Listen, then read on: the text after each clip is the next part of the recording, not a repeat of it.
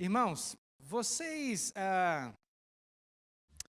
talvez tenham sido tentados, como eu, a confundir otimismo com fé.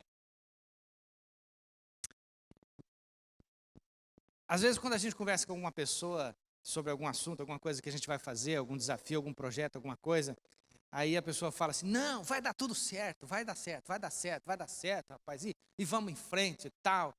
Às vezes aquela pessoa tem uma característica de ser otimista, por personalidade, né?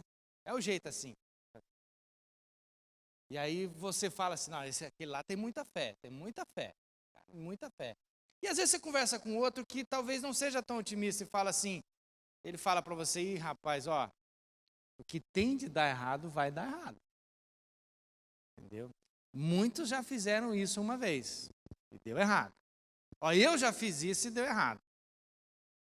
E aí você fala, meu Deus, estou querendo ouvir uma palavra de ânimo, olha o que eu escuto, é um pessimista, esse cara não tem fé.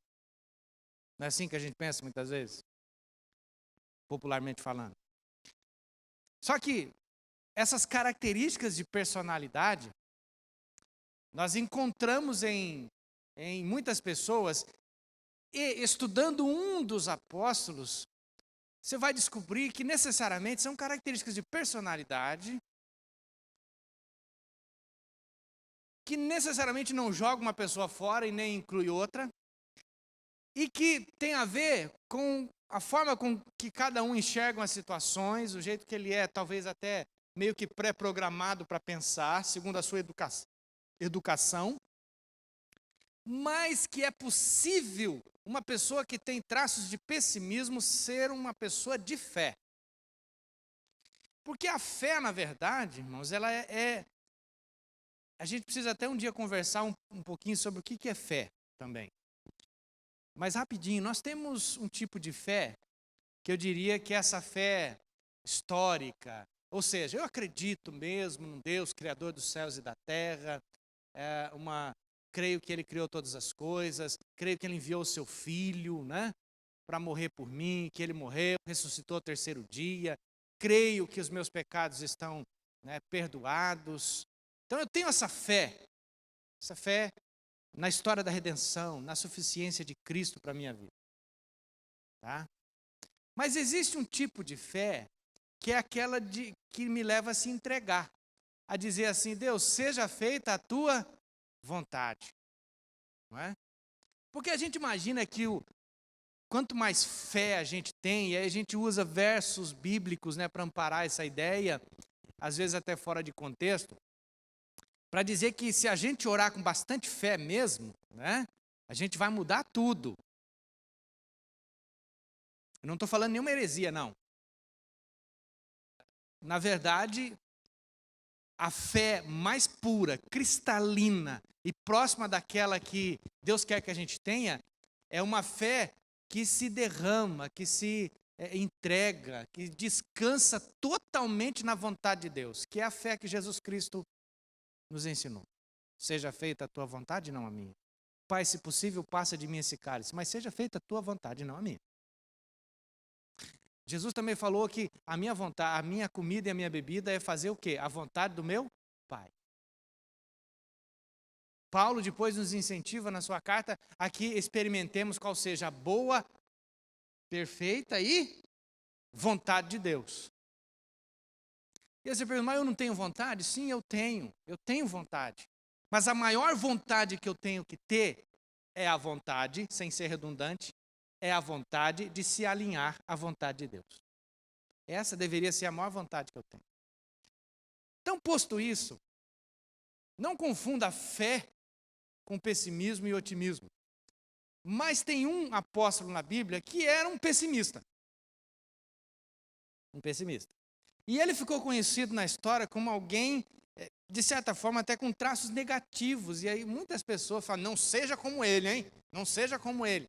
Mas você vai identificar comigo que, na verdade, ele era um homem que, apesar de ter esse traço de pessimismo, ele era muito corajoso.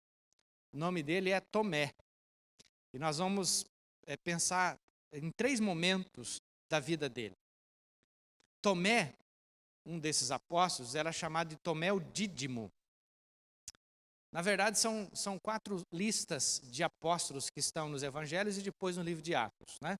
As únicas informações sobre Tomé, ou atuações de Tomé, todas elas estão no evangelho de João. Os outros evangelhos simplesmente falam que ele estava na lista, ou seja, põe ele na lista dos apóstolos, mas não fala nada sobre ele. João é que fala alguma coisa sobre Tomé. Tomé é o dídimo, que a palavra dídimo significa alguém formado por 2 partes. É a palavra que era usada para gêmeos, gente que nasce, né, como gêmeos. Então, aparentemente, esse dídimo, ele tinha um irmão ou uma irmã. Mas, em nenhum momento, esse irmão ou essa irmã é identificado nas Escrituras. Pela primeira vez que João menciona Tomé, Tomé é retratado numa passagem que passa despercebido pela gente. Que a gente só se fixa naquele momento em que Tomé diz assim: se eu não ver a marca dos cravos, eu não vou acreditar. Quem só conheceu Tomé por essa passagem, ergue a mão, seja honesto. Eu também. Agora vamos ver o que acontece com Tomé? Abra sua Bíblia lá em João capítulo 11. A primeira coisa que eu aprendo aqui, Tomé era sim um pessimista, mas um pessimista corajoso. Um pessimista corajoso demais. João capítulo 11. Nós vamos ler do verso 14. João 11, 14. Então Jesus lhes disse claramente: Lázaro morreu, e por vossa causa me alegro de que lá não tivesse, para que possais crer. Mas vamos ter com ele. Então Tomé, chamado Dídimo, disse aos condiscípulos: vamos ler juntos? Vamos também nós para morrermos com ele. Chegando, Jesus encontrou Lázaro já sepultado 4 dias e Jesus ressuscita o Lázaro. Depois você lê o resto da história na sua casa. João, o apóstolo João, estava descrevendo o prelúdio aqui da ressurreição de Lázaro, né? Jesus havia saído de Jerusalém, pois a vida de Jesus estava em risco em Jerusalém. Ele quase foi preso, quase sofreu um atentado contra a sua vida. E Jesus então sai de Jerusalém e se retira para além do Jordão, para o lugar onde João estava batizando. Está no final do capítulo 10 de João, depois você lê na sua casa. Onde João tinha começado a batizar. E ali Jesus permaneceu. E grandes multidões estavam indo ouvir Jesus pregar. E diz o evangelista João que muitos creram em Jesus. Então as coisas estão acontecendo. Gente acreditando. Jesus sai de um lugar onde ele estava quase sendo apedrejado, preso, e de repente vai para o lugar onde João Batista tinha começado a batizar, e as multidões começam a fluir, e gente começa a se converter. Uma efervescência acontece. É óbvio que os apóstolos ficam muito alegres. É bem possível que talvez esse tenha sido o período mais assim, entre aspas, produtivo do ministério de Jesus. Desde quando os apóstolos haviam começado a seguir Jesus, o único momento de calmaria, de tranquilidade, aquele momento assim em que as multidões realmente estão tendo paz, é nesse momento. As pessoas estão abertas ao Evangelho, começam então a considerar a possibilidade de Jesus realmente ser o enviado de Deus. Jesus ministra o Evangelho, prega o Evangelho sem oposição. Agora, esse tempo ali no deserto foi interrompido. Interrompido por quê? Porque lá em Betânia, entre o lugar onde João Batista tinha começado a batizar e Jerusalém, tem uma aldeia chamada Betânia, onde Jesus tinha ali o seu lugar de descanso, de refrigério. Jesus cultivava uma amizade com essa família, com Lázaro, com suas irmãs. E aí, gente, vem a notícia: Lázaro morreu. E se morreu, o que nós vamos fazer? Morreu. Então, na cabeça dos discípulos, o que eles pensam? Tá, morreu. Ok. Gente, por mais que a gente saiba que a Bíblia realmente diz que é muito melhor a gente estar no lugar onde há luto do que onde há festa, porque no lugar onde há luto é onde a gente vê o fim de todos os homens, já disse o sábio. Se for para escolher entre um velório e uma festa, onde você vai? Hã? Na festa, gente. Ou você é carpideira do tempo do Império, que era contratada para chorar em velório. Você sabe o que é uma carpideira? As mulheres que eram contratadas para chorar quando a pessoa que morreu era muito ruim. Então eram contratadas as carpideiras, elas choravam no velório. Cuidado, hein? Trata bem os outros, porque senão, no dia que Deus te chamar, você vai ter que contratar a carpideira moderna. Trata bem os outros aí. Agora, ninguém quer, em sã consciência, não, eu vou para uma festa, eu vou para um churrasco. É claro que se alguém, que é do nosso círculo familiar, de amizade, a gente não vai ter clima nenhum para ir numa festa. Eu estou apenas brincando um pouco com a situação. Mas os discípulos necessariamente não eram parentes lá de Lázaro, não eram ligados a essa família. Ela era muito importante para Jesus. Talvez eles tivessem, assim, um certo conhecimento com a família. Mas ir para Betânia significava que eles iriam chegar perto de onde? De Jerusalém. E o que aconteceu alguns dias anteriores em Jerusalém? Jesus quase foi apedrejado. Ninguém quer voltar para lá. Aí Jesus demorou ainda. Vários dias depois da notícia, ele ficou tranquilo. Aí, quando chega no verso 14, Jesus diz para os discípulos, Lázaro morreu. E eu vou para lá. Eu estou muito feliz porque vocês não estavam lá. Se vocês estivessem, vocês iam crer. E aí os discípulos, pelo menos o texto omite, ficam quietos. Olha a frase de Jesus. Eu queria que vocês estivessem lá para que vocês possam crer. Porque Jesus tem intenção já no seu coração de fazer o quê? Por que ele demora? Lembra quando Jesus chega na casa de Lázaro, gente, que a irmã dele falou assim, se o senhor tivesse chegado antes, o senhor tinha curado Lázaro. O senhor demorou muito. Jesus, ok. Jesus sabia que ele já estava doente. Mas Jesus ficou ali, curando enfermo, pregando o evangelho, e Lázaro morre.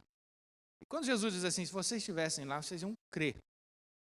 Então, Tomé, chamado Dídimo, disse aos discípulos, vamos também nós para o quê?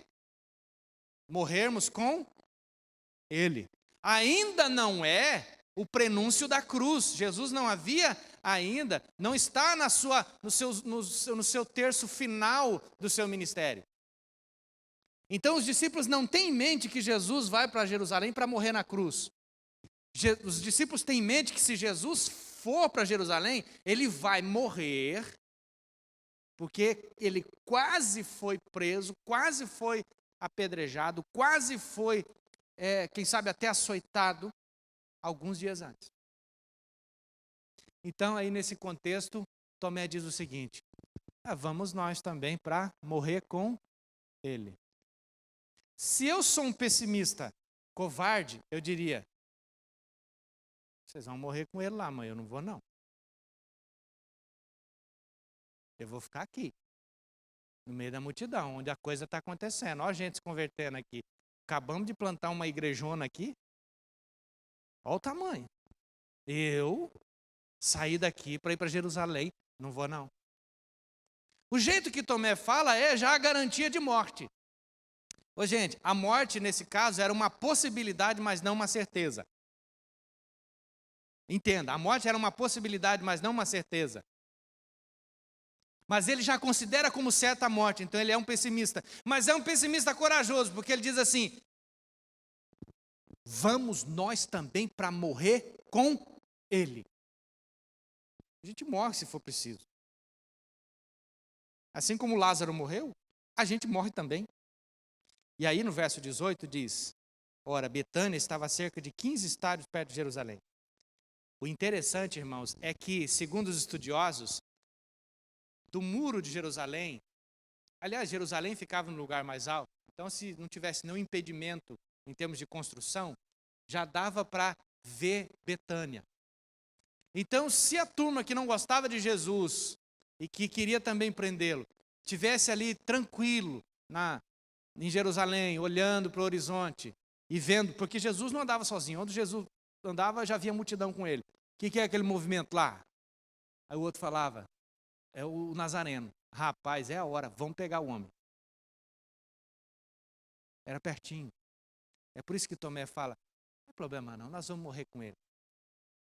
Aí eu te pergunto, está vendo como talvez a imagem que você tem do Tomé começa a ser desconstruída? Ele é um pessimista, mas é corajoso. Eu vou morrer, não tem problema, e nós vamos juntos. No verso 9, eu vou pular esse detalhe, senão não vai dar tempo. Você entendeu isso, irmão? Ele é um pessimista, mas é corajoso? Sim ou não? Eles desistem da ideia de impedir Jesus de fazer qualquer coisa, né? Mas vão. E Jesus explica, gente, não tenham medo. Quem está na luz não tropeça. Quem está nas trevas é que tropeça. Então vamos andar na luz. Fica tranquilo. Não tem problema se eles nos enxergam lá de Jerusalém. Nós estamos, em outras palavras, estamos firmes. Estamos em Deus, estamos no cuidado do Senhor. Eles, os inimigos, é que estão nas trevas. E eles foram. E Tomé foi. Um pessimista corajoso. O otimista diria, vai vocês, vai dar tudo certo, pode ir. O pessimista poderia dizer, nós vamos morrer. Mas o corajoso junto diz, nós vamos. Irmãos, muitos quando tem algum desafio, dizem para os outros com tanta alegria, vai. Irmãos, eu fico retratando, isso aqui é uma figura da igreja. Pensando, é uma figura da igreja. Sempre quando tem um projeto novo, e aliás, alguns já aprenderam a lidar comigo, tem muita gente que gosta de dar ideias. Por que a igreja não faz isso? Por que a igreja não faz aquilo? Por que a gente não faz isso? E aí você fala, rapaz, a tua ideia é ótima, pode começar. Ó.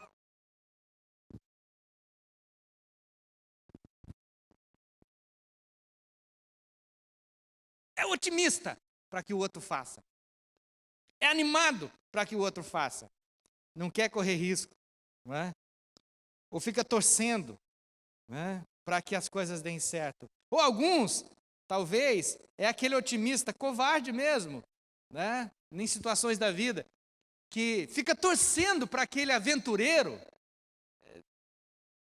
não dê certo as coisas com ele. E tem gente que tem um prazer enorme de ver as coisas acontecerem dando errado, só para dizer aquela frase cheia de bondade. Eu avisei. Eu sabia. Está vendo? Não tem gente assim, irmão? Espero que você não seja um desses. John MacArthur, o comentarista que a gente está usando para se basear nessas mensagens, diz o seguinte, ele faz uma espécie de paráfrase. É como se Tomé estivesse dizendo, rapazes, aguente firme, vamos lá morrer. É melhor morrer com Cristo do que ser deixado para trás. Eu gostei demais dessa expressão. Tomé, esse pessimista corajoso. Agora, Tomé, ele é também um pessimista amoroso. Vamos para outra passagem com Jesus, está em João capítulo 14. João capítulo 14, verso 4 em diante. Jesus fala para os discípulos, e vós sabeis o caminho para onde eu vou. Verso 4. Disse-lhe Tomé, Senhor, não sabemos para onde vais. Como saber o caminho? Respondeu Jesus, eu sou o caminho, a verdade e a vida. Ninguém vem ao Pai senão por mim. Se vós me tivesseis conhecido, conheceríeis também a meu Pai. Desde agora o conheceis e o tendes visto. Agora olhe para mim. João capítulo 14 são palavras de despedida de Jesus. Jesus está pré-anunciando que um dia ele não estaria com eles, né? Lembra quando nós falamos a respeito do Filipe, que depois desse discurso pergunta para Jesus, ô Jesus, pede para mostra-nos o Pai. E Jesus fala para Filipe, olha, eu estou tanto tempo com vocês e vocês não estão conhecendo o Pai. Quem vê a mim, vê o Pai. É nesse contexto que Tomé está ali, mas tudo começa porque Tomé, ao ouvir Jesus dizer, olha, na casa de meu pai há muitas moradas, se não fosse assim, eu não ia falar isso para vocês, eu vou preparar o lugar, quando eu for preparar o lugar, depois eu vou voltar e vou receber vocês para mim mesmo, para que onde eu esteja, vocês estejam também, e vós sabeis o caminho para onde eu vou. E Tomé fala assim, Senhor, eu não sei o caminho, não sei o caminho, não sei. E é como se Tomé estivesse confessando a sua inquietação. Em outras palavras, Jesus, que conversa é essa? Que o senhor está indo embora? Eu quero estar melhor informado disso, Jesus. Eu estou muito inseguro nesse momento, porque até agora a gente está contigo, e o senhor está indo para um lugar que a gente não pode ir. Como é que nós vamos fazer sem você? Agora, pouco tempo atrás, ele tinha falado assim, ó, eu vou para Jerusalém, e se for para morrer, a gente morre junto. Mas o senhor está dizendo agora que a gente está indo para um lugar que a gente não pode ir. Eu não estou entendendo esse negócio. Como é que vai ficar a gente? Como que eu vou proceder? Isso demonstra para mim, irmãos, que a pessoa de Jesus para Tomé era muito importante. E que ele não abria mão da presença de Jesus, de estar com Jesus. E eu vejo aqui, irmãos, um homem que está praticamente sendo trabalhado por Deus, a gente sabe disso, é um processo. Mas eu vejo aqui talvez um Tomé que está adiante de muitos discípulos em termos de saber, de conhecer, de compromisso com a pessoa de Jesus, porque boa parte dos discípulos estavam na expectativa de receber alguma coisa em troca. Mas o único que realmente diz, se for para a gente morrer, a gente vai, é o Tomé. O outro, chamado Pedro, disse, mas quando Jesus foi preso, ele negou. Tomé, ele é um pessimista, mas ele é muito amoroso, porque ele não abre mão da pessoa de Jesus. O relacionamento de Tomé era forte com o Senhor também. E a ideia de perder Cristo paralisava ele. Como? Como saber o caminho? Eu não posso. Né? Eu não posso conceber a ideia de que o Senhor vai para um lugar onde a gente não possa estar. Para Tomé, irmãos, é como se os piores medos da vida dele estivessem se tomando forma, se concretizando. E se ele talvez tivesse entendido aqui, segundo alguns estudiosos, que Jesus realmente iria morrer, ou seja, para onde eu vou vocês não podem ir, significava que Tomé estava dizendo o seguinte, eu não posso conceber a ideia, Jesus, de que você morra e eu não. Porque para estar no lugar onde você está, eu estou falando isso com conhecimento posterior à passagem, é claro, não com o conhecimento que Tomé está tendo agora. Mas para estar no lugar onde Jesus estaria, todos os discípulos deveriam que passar pela morte. Era a única possibilidade deles estarem com o Senhor para sempre.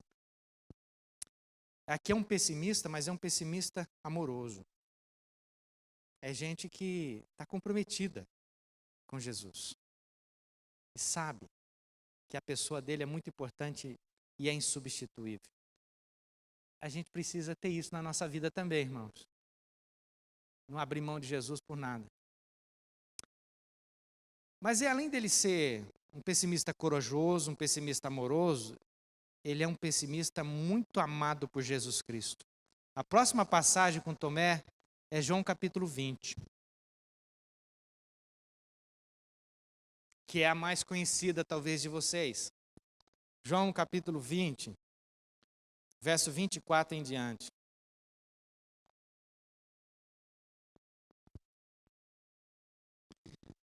João capítulo 20, verso 24. Ora, Tomé, um dos 12, chamado Dídimo, não estava com eles quando veio Jesus. Disseram-lhe então os outros discípulos, vimos o Senhor. Mas ele respondeu, se eu não vir nas suas mãos o sinal dos cravos, e ali não puser o dedo e não puser a mão do seu lado, de modo algum acreditarei. Depois da morte de Jesus, Todos os discípulos estavam em profundo desalento. O castelo ruiu, caiu. E eles se reuniram, provavelmente para se consolar e se protegerem mutuamente, mas Tomé não estava. No verso 19 em diante, quando caiu a tarde, no primeiro dia da semana, naquele domingo, as portas estavam todas fechadas. Os discípulos estavam ali, exceto Tomé. E Jesus aparece, agora o corpo de Jesus, o corpo ressurreto de Jesus, não tem limites geográficos e nem materiais. Ele aparece. E eles se alegram muito, os discípulos, por verem o Senhor. E Jesus disse para eles: Pai seja convosco. E Jesus faz aqui um pré-anúncio da grande comissão, dizendo o seguinte: olha, assim como o Pai me enviou, eu também envio vocês. E Jesus sopra sobre eles o Espírito Santo, uma prefiguração do Pentecostes. Mas Tomé não estava lá quando Jesus veio. Agora, vamos fazer a retrospectiva aqui, vem comigo. Na primeira passagem, Tomé diz o seguinte: se o senhor vai para Betânia, é rumo de Jerusalém. Vamos morrer com o Senhor. Na segunda passagem, ele diz: Jesus, que história é essa? Não tem como eu ficar longe de você. Como que o senhor vai para algum lugar que a gente não possa... Que caminho é esse? Eu não sei esse caminho, mostra-nos o caminho. E é para ele que Jesus diz a frase: eu sou o caminho, a verdade e a vida, ninguém vai ao Pai senão por mim.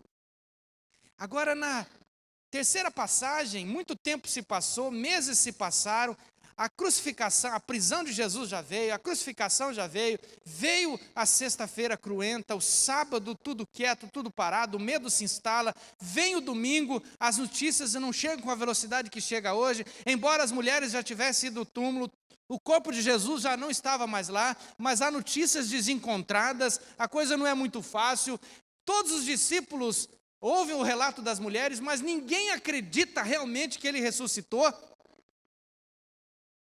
Mas Jesus apareceu onde eles estavam, e o Tomé não estava lá, gente. Mas a notícia chegou para o Tomé. O Tomé, você não sabe quem apareceu aqui. Quem? Jesus apareceu, vivo. Você consegue imaginar o que passou pela cabeça desse homem? Se fosse eu diria: como que eu não estava lá, gente? O que eu estava fazendo? Pensa comigo. Como que eu não estava lá? Mas Tomé diz assim: ó, vou dizer uma coisa para vocês. Ele é pessimista.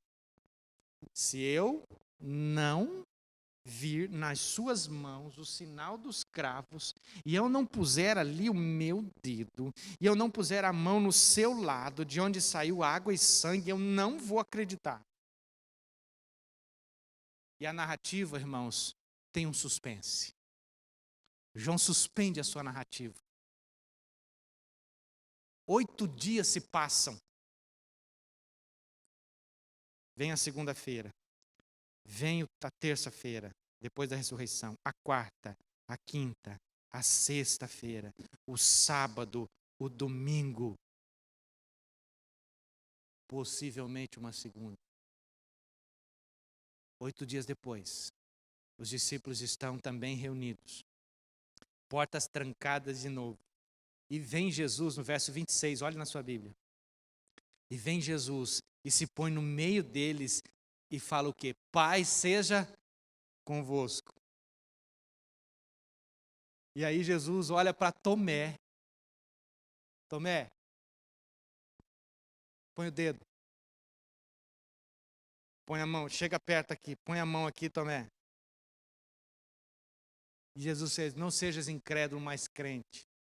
E eu, desde criança, ouço mensagem dizendo o seguinte: ô Tomé incrédulo, ou o homem que é isso, ou o homem aquilo, onde já se viu, não seja como Tomé. Você já parou para pensar, irmãos, que Jesus sendo o centro das Escrituras, e Jesus revelando exatamente como Deus pensa, como Deus age, como Deus é. Jesus ressurreto. Escuta Tomé falando, mas não estava perto.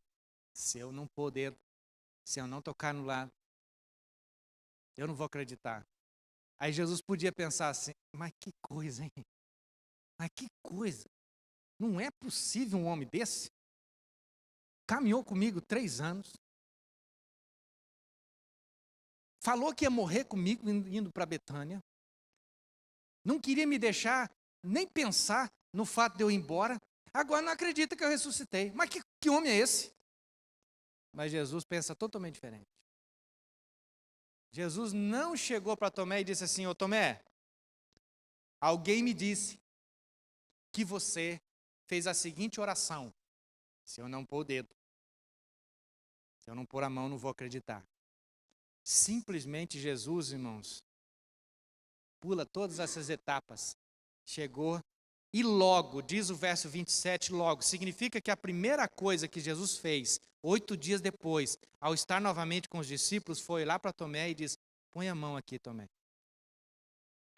Então, olhe para mim, o pessimista é amado por Jesus também, porque ele é a primeira pessoa que toca no corpo ressuscitado de Jesus Cristo. Já parou para pensar nisso?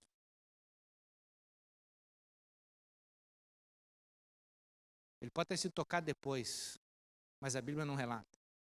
Por isso que eu não vou dizer que ele foi o único, mas ele foi o primeiro a tocar no corpo ressuscitado de Jesus.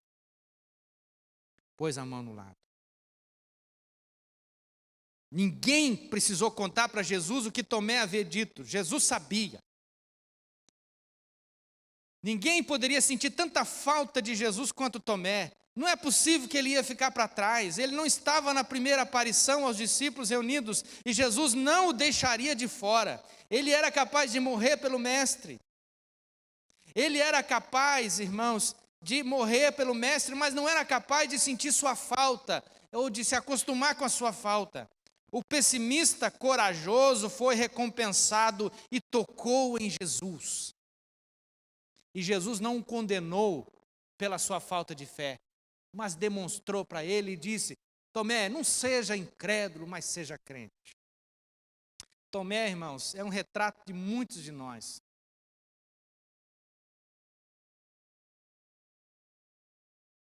Que temos dificuldade para crer, ou não temos. E aí deixa eu te falar uma coisa. Eu comecei falando sobre fé. Eu creio que a maior parte de vocês crê em Jesus como o Senhor de sua vida, já entregou sua vida para Jesus, já confessou sua fé, já foi batizado, já frequenta a igreja há algum tempo, talvez outros começando agora. Você crê que os seus pecados estão perdoados? Mas tem momentos na vida, irmãos, que mesmo com toda a bagagem, experiência e conhecimento bíblico que a gente tem, em que o Tomé de todos nós vem para fora. É aquele momento em que a gente chega, que a gente está num hospital e o quadro fica ruim e que a notícia piora. É o momento em que todo o compêndio teológico que a gente tem na cabeça, irmão, de nada adianta. Ele nos firma, ele nos aquieta, mas os sentimentos afloram, a tristeza vem, a angústia vem, porque você olha para a situação e se pergunta, e agora? E agora? Jesus disse que nós somos bem-aventurados porque nós não vimos, lá em João capítulo 17, nós não vimos o Cristo ressurreto, mas cremos que Ele ressuscitou. Somos felizes por isso, mas esta fé, irmãos, que faz com que a gente descanse. Quantos de nós, irmãos, já não pediram provas para Deus, se Ele existe, se Ele nos ama de verdade, se Ele se importa mesmo com a nossa vida, se Ele está ouvindo até o nosso lamento, não é? Como ouviu de Tomé. Se Jesus agiu assim com Tomé, eu penso que Ele age assim também com a gente. Que Ele nos visita quando a gente realmente precisa. Que talvez não com essas palavras, é claro, não nas mesmas ou exatas circunstâncias, mas Jesus tem o mesmo agir hoje. Ele é capaz de estar com a gente no momento de dor, de aflição, de perda, de sofrimento, em que o mundo fica caótico, em que o chão sai debaixo do nosso pé, em que tudo perde o brilho, em que o mundo perde a cor, em que tudo fica desvanecente, sem sentido. E a única coisa é que é momentos que a gente não sabe nem se deve chorar ou não, que a gente não tem resposta, que a gente não sabe nem o que pedir. E talvez a única coisa que saia da nossa boca é: por que Deus? E a gente pensa que Ele vai nos jogar fora. Eu te digo, Ele não joga. Tomé, quando tocou em Jesus, irmãos, fez uma declaração de fé ainda mais forte. Senhor, verso 28, Senhor meu e Deus meu. Senhor meu significa: Tu és o rei da minha vida. E Deus meu, ele está falando isso para Jesus. Isso significa, irmãos, que quando Jesus disse para Filipe, Filipe, quem vê a mim vê o Pai, agora Tomé está fazendo uma declaração de fé total, dizendo: eu estou diante de Deus. E aí, irmãos, Jesus diz para ele: você é muito feliz, Tomé, mas tem gente que vai ser muito mais feliz no futuro, que não viu o que você viu e que vai crer também. Sabe de quem Jesus está falando? De você que está sentado aí nesse banco, que não viu, mas creu. 3 coisas para finalizar, 3 desafios eu quero colocar para vocês com base nessa história. Antes disso, irmãos, Tomé foi pregar o evangelho na Índia, segundo algumas tradições. Não está na Bíblia essa história. Até hoje existem igrejas no sul da Índia cujas tradições remetem ao começo da era cristã. Né? E essas igrejas podem ter sido fundadas pelo ministério de Tomé, e alguns acreditam que lá ele terminou sua vida. É a tradição que diz, não a Bíblia. Mas os desafios são esses. Primeiro, irmãos, eu fico feliz em saber que Jesus tem um modo ergonômico, personalizado, para tratar cada um dos seus discípulos. E eu penso que Ele faz isso também comigo. Ele me ajuda na minha falta de fé. Então creia que Deus te conhece e tem um modo personalizado de tratar você, assim como tratou com cada um dos discípulos. Segundo desafio, eu posso ser uma pessoa que não anda muito animada e não se empolga facilmente com algumas coisas, mas peço ajuda para que esteja no caminho da cruz até o final. Desafie a si mesmo a vislumbrar o final. O começo pode não ter sido muito bom, mas o final é que interessa. E Jesus estará lá quando você precisar. Percebo que Deus usa todo tipo de pessoa. Tomé era gêmeo. Quais seriam as implicações psicológicas de alguém que desde o ventre materno tem que dividir o espaço com alguém? Personalidade, condição social, descendência, educação, tudo isso nos influencia. Então há espaço para Deus usar alguém um tanto pessimista ou melancólico como eu. Se isso te servir, pegue. Por que Deus não usaria também você? Pratique a fé e o serviço cristão, crendo que Deus pode usar você poderosamente com as características de personalidade que você tem. Que Deus te abençoe.